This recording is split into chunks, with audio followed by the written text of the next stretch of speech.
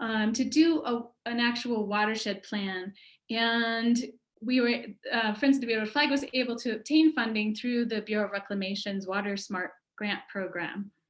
And that what's involved in that is this effort to expand and diversify a watershed stakeholder group from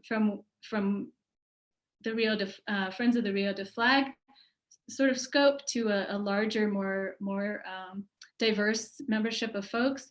And so in the context of that, we have formed the Watershed Alliance for the Rio de Flag. And the goal of all of this is to develop a watershed plan, collaborate as the Watershed Alliance for the Rio de Flag to undertake the priority projects that we hope to identify through this planning process, actually get going on some projects, and then have the structure in the WARF to obtain funding and go forward and implement these projects, evaluate our success, and come back and adapt the plan going forward. So how can you be involved, and why is this important? We really need your input. As I was saying in the first slide, this is a very complex watershed.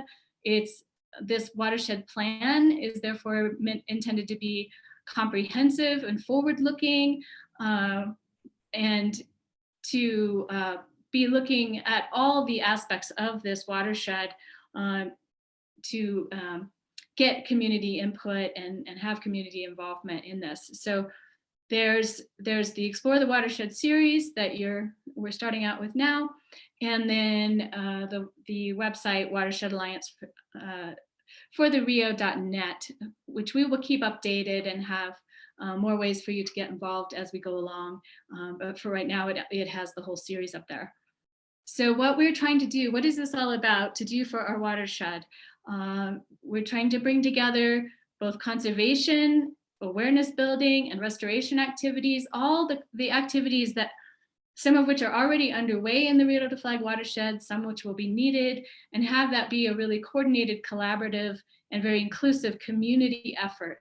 And the Water Smart grant program through the BRR really emphasizes this bringing together of diverse stakeholders in a community to envision how we want the watershed to be from now and into the future, and what we want to do to reach those goals that we set. So very inclusive community effort, guided by science and multicultural perspectives. Thank you.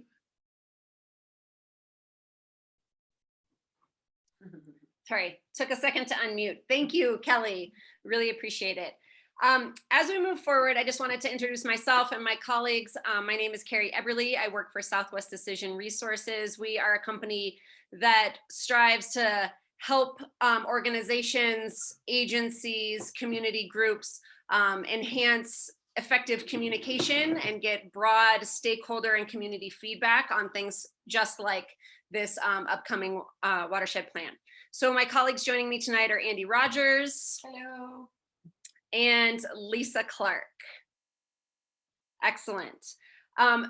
Just to get everybody kind of acquainted, I'm sure most of you are very well versed in Zoom by now, but just to give you guys an idea of moving forward, you guys should all know how to mute and unmute yourself using that little microphone icon.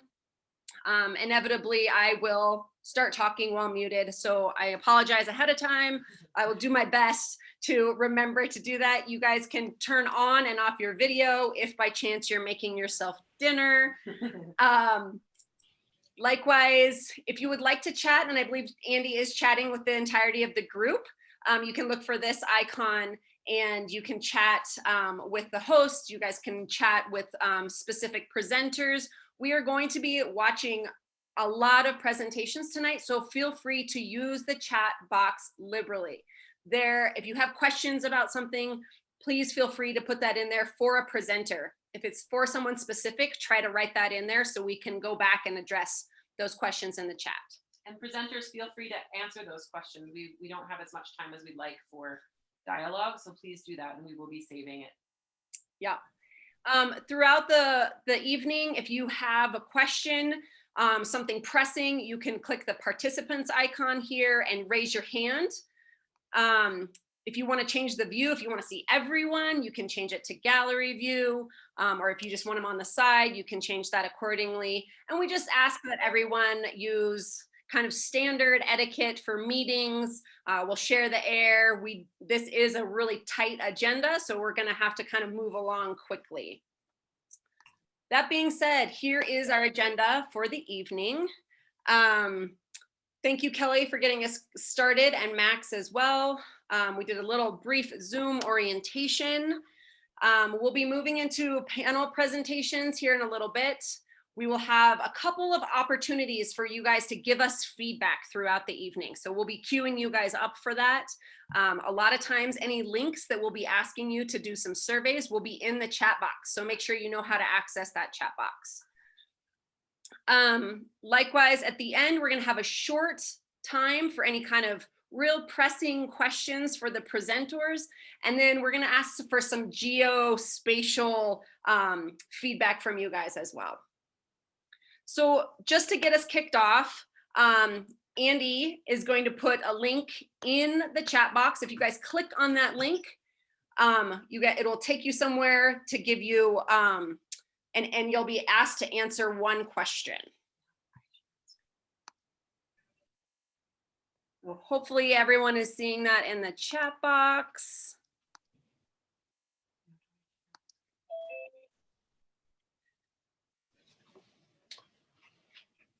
So we're just asking, where do you live? Which neighborhood best represents where you live in Flagstaff? Assuming you live in Flagstaff. If you don't, feel free to put the neighborhood you live in, comma, the city.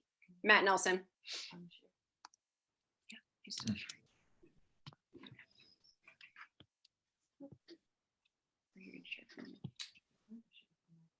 All right.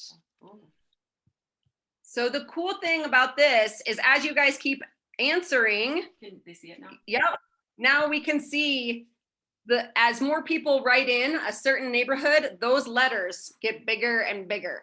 Big So- Downey Park. Oh, just lost the Ponderosa Trail. Thank you, Happy Jack, for joining us.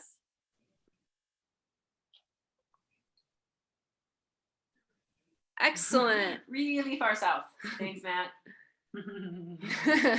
And we'll save a picture of this, and we'll be tracking this throughout the speaker series to make sure different neighborhoods are represented. It'll help us with some targeted outreach. If not, those are good. It's a great Yeah. showing. Excellent. And we can see down in the bottom right corner, we can see that number increase. 30 people have now submitted their answers, 31. No pressure, but if you haven't done it. come Some on. people are submitting in the chat, and is that may be because you couldn't get to that link. So we'll make sure and add those as well. Great. Excellent. Well, thank you all so much. We are really excited about the presenters that we have for this evening. Max Taylor is going to be kicking us off with the presentation, followed by Larry Stevens from the Museum of Northern Arizona. We're happy to have representation from NAU tonight with Tom Whittam, the Coconino National Forest with Laura Jo West. Travis Woolley will be representing the Nature Conservancy tonight. City of Flagstaff representation will be from Sarah Dector, and rounding us out for the evening will be Matt Nelson from the Arizona Trail Association. So without further ado, We are right on time. gosh, love it when a plan comes together.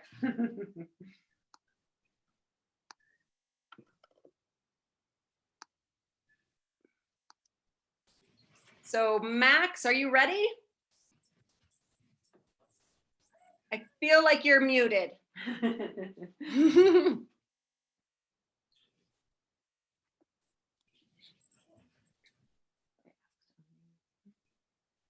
Hold, please. Welcome to the COVID world. Technology at its finest for all of us. Okay, now can you hear me? Excellent. And you just let me know when you would like me to advance to the next slide, okay? Okay, Okay. okay. Good evening, everybody. My name is Max Taylor. Great to be here. The San Francisco Peaks, which we call Nevada Kelvy, is a place of reverence for Hopi.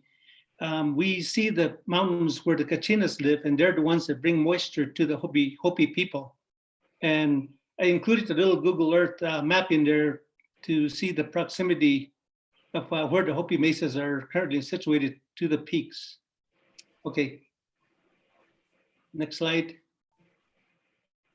The Hopi, we've been connected to the San Francisco peaks for a long time. Through our migrations, we first settled around, some of the clans settled around the peaks. We have ruins that we still remember and make pilgrimage to, like Pueblo Elden, Walnut Canyon, Waputki, and probably some smaller sites. And we have, we even remember the clans that occupied those places, and they're the ones that still make those pilgrimages. And we remember the Hopi names for those places. And we've left a lot of evidence, such as petroglyphs and pottery shards, and just things that our people left there. And even today from the mesas, you can, if you look between, this is a picture of Walpi on First Mesa, and beyond there's a mesa, second mesa, where Masangnavi and Sipalavi are situated. And right in between those two mesas, you can see a little bit of the San Francisco peaks from there. Okay, next slide. And so that was our relation to the peaks. And since historical times, we have come to this place to collect medicines, culturally used plants, and just different materials. And as you can see, the plant list that I have there, there's quite a few plants that we collect, and we still collect them today. And which a lot of them are used by different societies, and also the medicine people, and also just for food and utilitarian type stuff that we pick. Okay, next slide.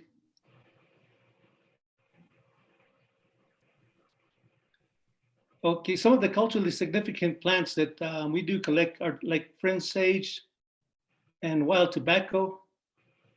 And some of the foods that we collect are from the Rocky Mountain bee plant and the Monarda, the bee balm, the sumacs, and also banana yucca. I know banana yucca it grows up around the Walnut Canyon and also Picture Canyon. And I still go there to collect some of these fruits. And Monarda, one of the places that a lot of people still go collect is Bonito Park. That's a favorite spot there for picking the Monarda. And the wild tobacco, people have places that they go collect annually. And some of the other culturally significant plants that we collect also are the sedges, the cattail, willow, and cottonwood. And some of these are more for ceremonial purposes.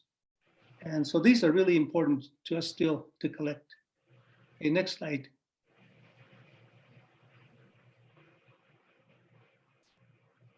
Okay, this area, which we hold in reverence, is also important to a lot of other tribes. I know the Navajo, Wallapai, the Apache, and the Zuni still come to this place to make prayers and leave offerings, such as what you see here, which we call paho.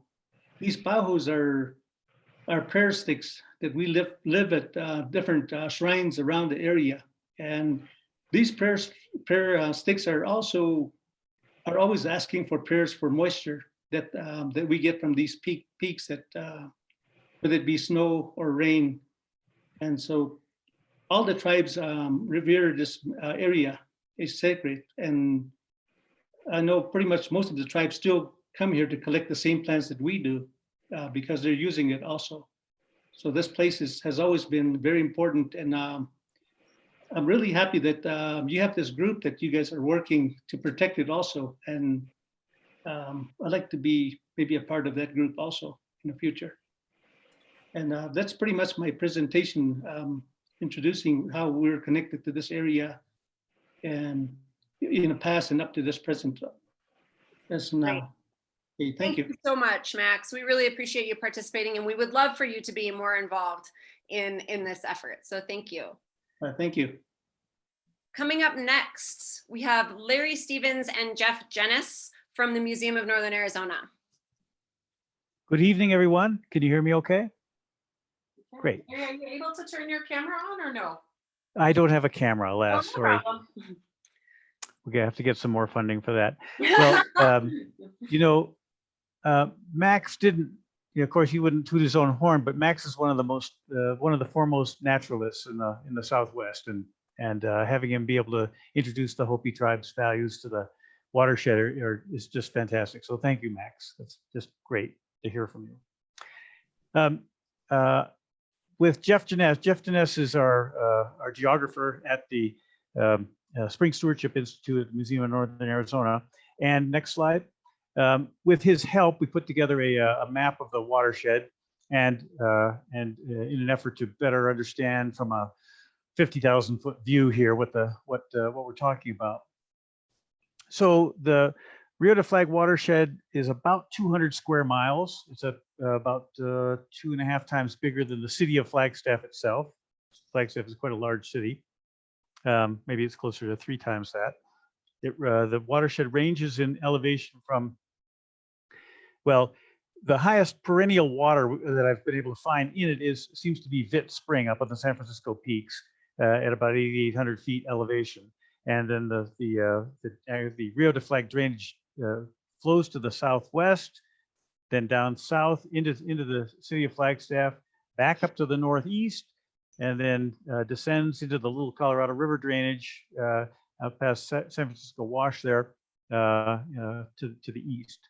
So it's a very circuitous route, and one that comes across high elevation. Of course, some small amount of surface discharge from the very top of the peaks might actually, or near the top of the peaks, might actually reach into the drainage. So the full elevation of, say, Agassiz up to close to 12,000 feet could be seen as being part of this drainage. What is a watershed? So here we're talking about kind of 2 elements to what makes up a watershed. We've got a surface water catchment where rain and snow, melted snow may flow through the drainage. Of course, 90% of the incoming moisture in this landscape is lost to evaporation, or a process called sublimation, where snow transforms into gas without turning into liquid. So we lose a lot of our moisture to the atmosphere. But this is the surface water catchment that we're describing here. But this is also a landscape in which that water, some of the water, a small amount, 3 to 5%, filters into the ground, infiltrates into the ground, and becomes groundwater. And the groundwater catchment is generally the same as the surface water, but it's a little bit different in that the flow directions of groundwater and surface water may not be the same. Water from this southeast side of the San Francisco Peaks, southwest side of the San Francisco Peaks, some of it actually goes into the Verde River Basin, traveling over 100 kilometers, so 60 or 70 miles, to some of it coming out at Montezuma Well as much as 13,000 years after it's infiltrated on the San Francisco Peaks. So the groundwater catchment underlies the surface water catchment, but because of the faulting and fracturing and the way that groundwater moves through this landscape, it takes a slightly different path. The map that Jeff put together here shows the cutoff at the top of the San Francisco Peaks and a kind of a ridge line there. But of course, all of us understand that about 10% or 15% of the city of Flagstaff water comes from springs that are in the inner basin. So we could extend, I've been talking with Kelly about extending the boundary of this map into that inner basin to reflect the capture of springs in the trans-basin diversion of flow out of that side of the landscape. So this is the shape of our landscape, and it gives you a little bit of a sense of where we are. Next slide. As an evolutionary biologist, of course, my interest is in kind of the long-term story of this landscape. Long-term in terms of a changing landscape under changing climates, Seahart Merriam described the life zones of the San Francisco peaks on the left side of the slide there. Multiple ecosystems that are stretched, that are stacked above each other, and going up to Arctic Alpine on the top, and into the actually lower Sonoran Zone when you get into the Verde Valley and the bottom of Grand Canyon. So in this part of the landscape, elevation really is the equivalent of climate. Overall climate effects that the story, whoops, previous slide, there we go. The elevation affects the climate, climate comes in globally, but the elevation affects the depiction of that climate. And because so many of our species of plants, 70 plus species of plants on the top of the San Francisco peaks are related to the flora of the Rocky Mountains, we have great paleontological explorations in northern Arizona showing that we had several species of elephants 12 to 15,000 years ago here, and giant ground sloths and short-faced cave bear and dire wolves and saber-toothed cats and wild horses, native horses. All these critters were in the landscape in the recent past. So the evolution of this landscape in relation to changing climate from Pleistocene cold times to modern desert times has been just fantastic. And we have this legacy of life in the landscape, of which we have many species that still reflect some of those processes. Some of our endemic species, like the so-called Flagstaff pennyroyal idioma that lives right here in town, isolated on little patches of rock, is a relic species from long-term climate changes in the past. The rare habitats in the landscape, old growth forest, unimpaired grasslands, caves, escarpments and rim edges, plateau streams, and springs and wet meadow, groundwater dependent ecosystems are among our rare habitats that support a lot of our unusual species. So that's a really kind of a tremendous array of life focused right in our watershed, and there's much to be learned about that. Next slide.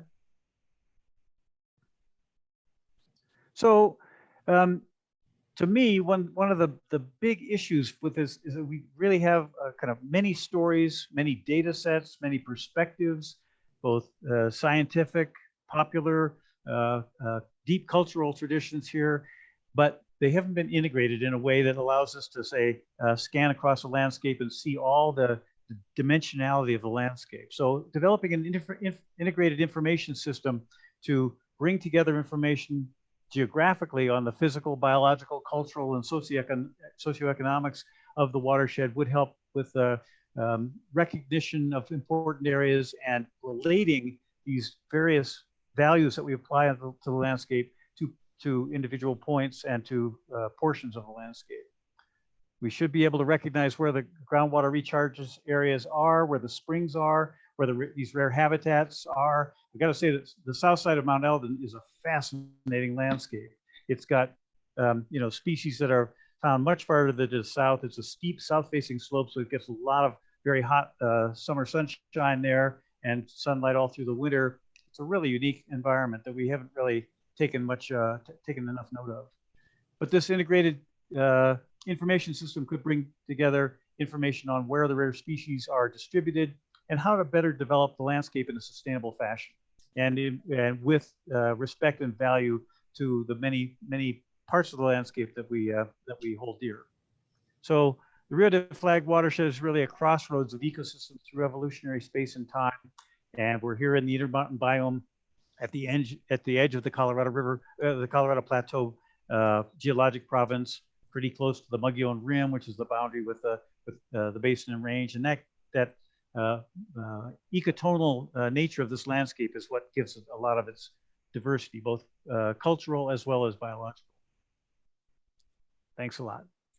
Thank you very much, Larry. We have one more presentation before we're going to go to a quick interactive element and a break. So I'd like to welcome Tom Whittam to speak from Northern Arizona University. Okay, so I'll talk about some of the unique aspects of the watershed.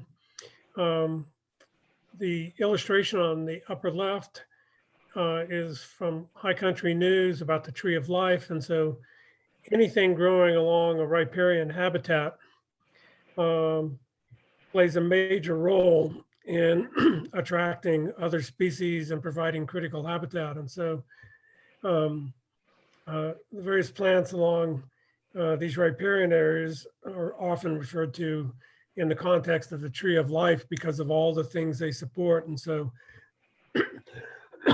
a single cottonwood, for example, can support over 1,000 species. And so they're especially important to conserve these species growing along these riparian areas. Another thing that's important to think about for the Flagstaff watershed is our cinder soils. And for our elevation, we have one of the fewest amounts of free-flowing water simply because of the porous nature of these cinder soils, that the water goes in and comes out someplace else like a spring. And so anytime you have a riparian area associated with an arid landscape with these kind of porous soils, it's something to really treasure and to do everything you can to protect it. Larry talked about the life zone, so I won't say anything more about that. I'll just say in terms of some of the research that's going on at NAU, we're very concerned about climate change and how it's going to shift these life zones up in elevation. And so some of them have already been documented to have shifted up 1,000 feet in the last 50 years. And then genetics comes into play because some genotypes within an individual species can tolerate climate change and others can't. And so some of our recent work shows that the naturally occurring F1 hybrids shown there in that right panel actually do better than the parental species and are more drought tolerant. Next slide. And so we're kind of in a world of hurt, really.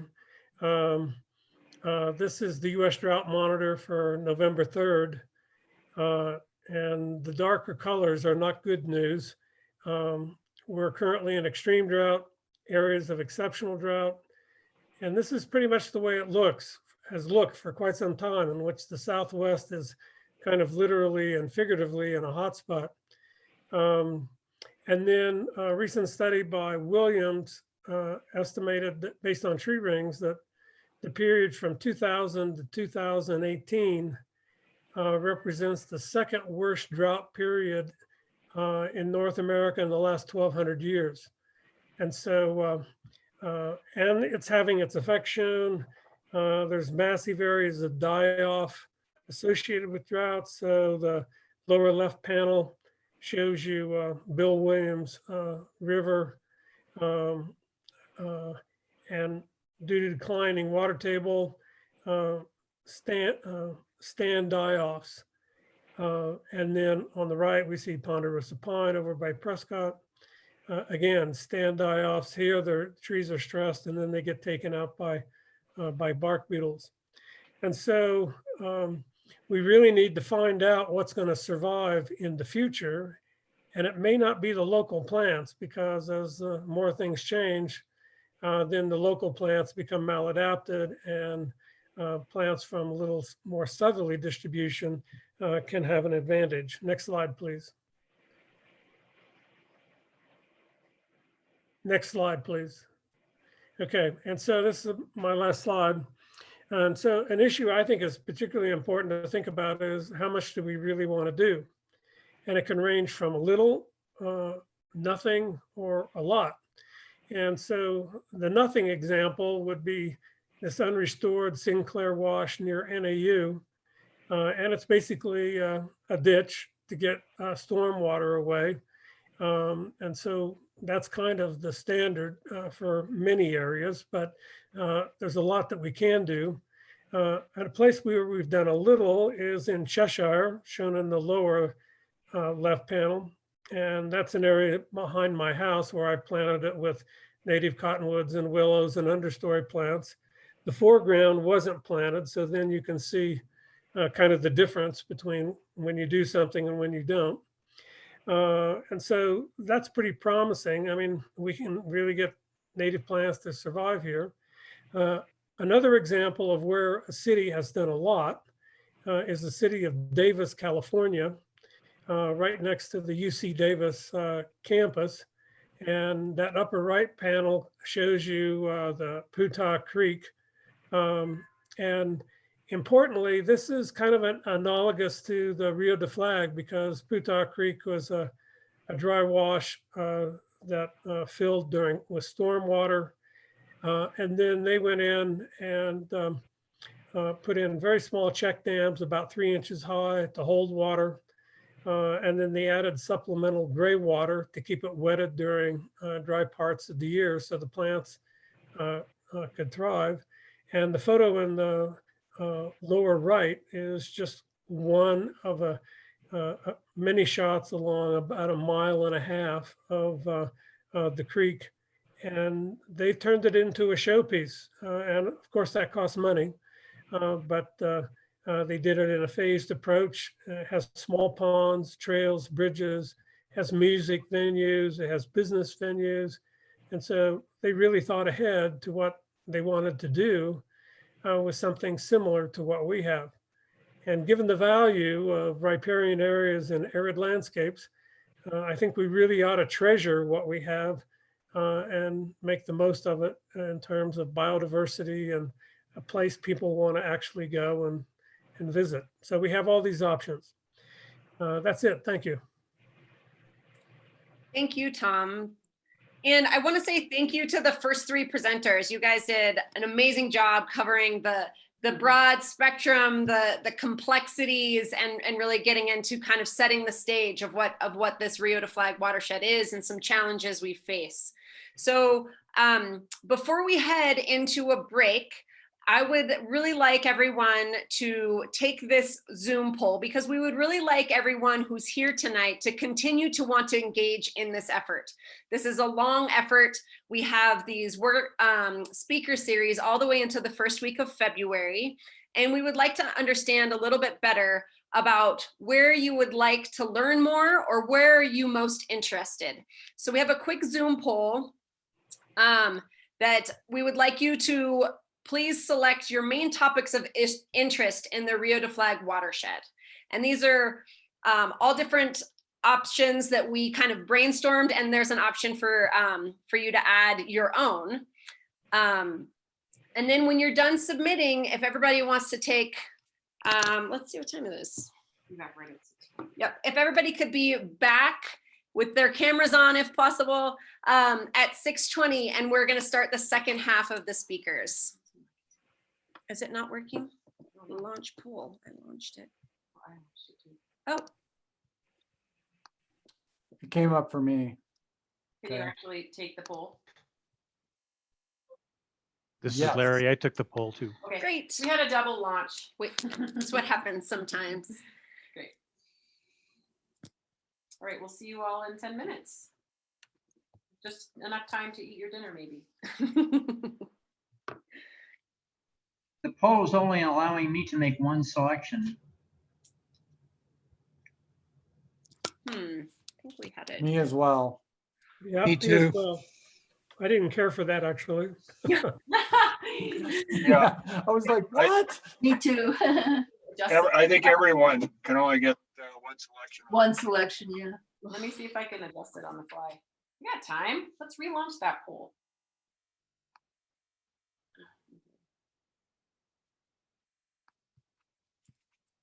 Well, it's great to know that people are interested in more than one thing.